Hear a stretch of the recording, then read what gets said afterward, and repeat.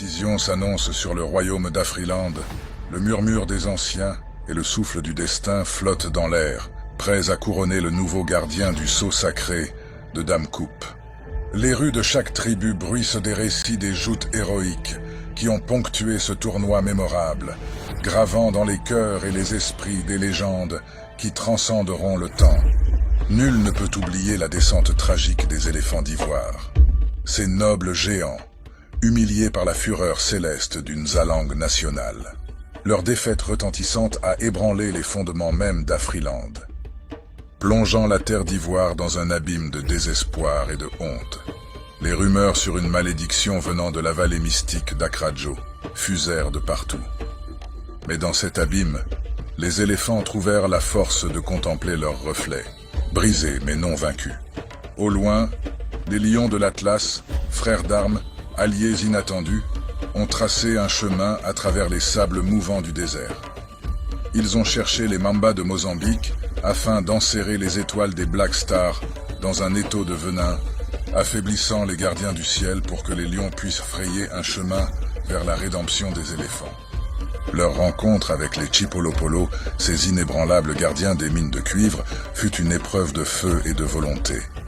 Ashkim, le jeune lion rusé, qui, avec la tactique de la griffe montagne, perça les défenses des Chipolopolo, libérant ainsi la clé de la résurrection pour les éléphants. Cette clé, symbole d'espoir et de renouveau pour la terre d'hospitalité, fut apportée aux éléphants d'ivoire, non pas comme un trophée, mais comme une promesse d'une aube nouvelle pour la terre d'ivoire. Malgré le soutien fervent de la terre d'ivoire, les lions de l'Atlas se sont heurtés à la force indomptable des léopards du Kinshasa. Ces guerriers des ombres, animés par une volonté de fer et un désir ardent de rendre honneur à leurs frères, les Diables Rouges, restés surveiller le fleuve Congo et les frontières meurtries par la guerre, ont défié les lions, les poussant vers le crépuscule de leur quête. Les lions de l'Atlas quittèrent donc le tournoi ainsi que la terre d'accueil, la terre de leurs amis les éléphants. Dans cet adieu émouvant, une promesse a été faite. Les éléphants seraient accueillis avec honneur et gloire lors de la prochaine édition du tournoi, dans les montagnes de l'Atlas, les terres des lions, témoignant de l'amitié éternelle scellée sur la terre d'ivoire. Les éléphants, revigorés par cet acte de fraternité, se sont levés, plus puissants que jamais, leur marche faisant trembler la terre d'espérance. Leur affrontement avec les lions de la Teranga, écho d'une rivalité ancestrale, fut une bataille de titans. L'éléphant a bâri, le lion a rugi. Les éléphants d'ivoire remportèrent la victoire avec brio et manière. Après ce triomphe, l'espoir devint désormais plus grand dans toute la terre d'espérance. L'éléphant a trébuché, mais n'est pas tombé. Découragement n'est pas éléphant. Le coup du marteau retentit plus que jamais. À présent, à chaque triomphe, le coup du marteau du grand forgeron Tams résonnera comme un hymne à la chute de l'adversité.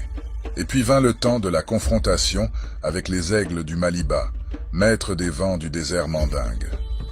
Contre toute attente, alors que tout le Maliba s'apprêtait à célébrer un succès plus qu'imminent face aux éléphants, ce sont les plus jeunes parmi les éléphants d'ivoire, Simo et Diakoum, qui, avec une audace défiante les cieux, ont changé le cours du vent, précipitant la chute des aigles.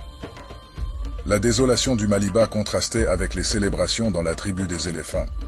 Finalement, les éléphants ont croisé la route des léopards du Kinshasa. Portés par la force de leur héritage et de leur union retrouvée, les éléphants ont triomphé sans faillir.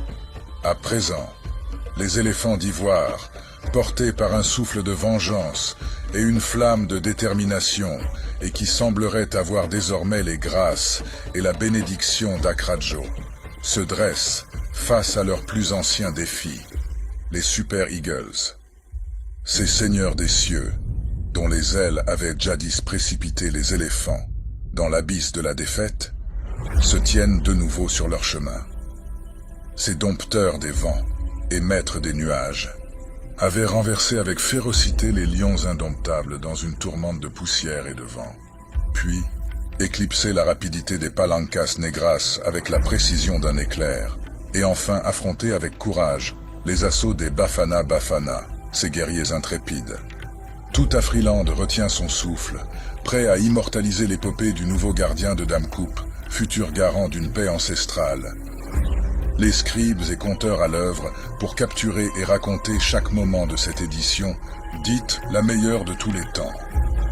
Du parcours résilient des éléphants d'ivoire à l'ascension discrète mais puissante des aigles, chaque récit promet d'entrer dans la légende, enrichissant le tapestry d'Afriland de nouvelles histoires de courage, d'unité et de triomphe. Patience, car l'histoire d'Afriland n'a pas fini d'être racontée.